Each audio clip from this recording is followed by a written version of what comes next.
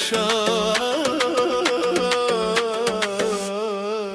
Gebelem ay gebelem, dağların başı duman. Bu yurdun her taşında min illerin var nişan. Gebelem ay gebelem, canım sənə fəda mən. Bu mahnı sənin üçündür, dinlə gözəl Qəbələ.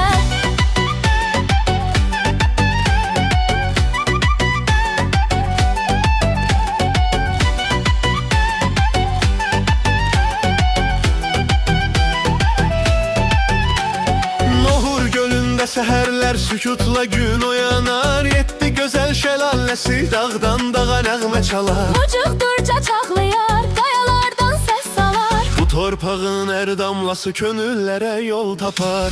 Qəbələm ay qəbələm, dağların başı duman. Bu yurdun hər daşında min illerin var nişan.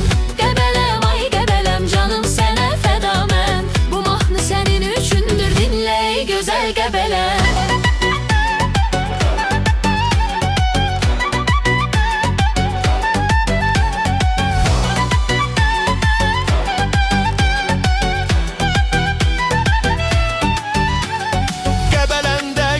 Səsi uşaqdan böyüyəşən, dağlar boyu kanat xətti səmanı yarar bəzən. Tufan dağın zirvəsində buludlar salar məskən. Qəbələni görən könül dönmək istəməz bilsən. Ay aman, ay aman, bu yurdun səfası var. Bir gələn könül bağlar, bir gedən dönüb gələr yar. Lavanda tarlalarında ətir düşər küləyə. Niks kəndində udin kilsə tarix deyər dilinə. Çuxur Qəbələ danışar min illerin sorağın. Bu torpağın hər addımı keçmişlə gələcək arasında bağın. Məcitlərdə dualar göylərə yol tapar.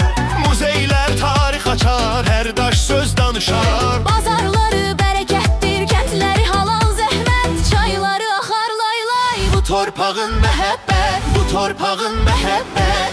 Qəbələm ay qəbələ, çaylarım dağlarım var. Hər kəndin bir dastandır, hər yolumda bahar var. Qəbələm ay qəbələm, adın düşüb dilimə. Bu vətən gözəldirsə, sən gözəllik zirvəsisən.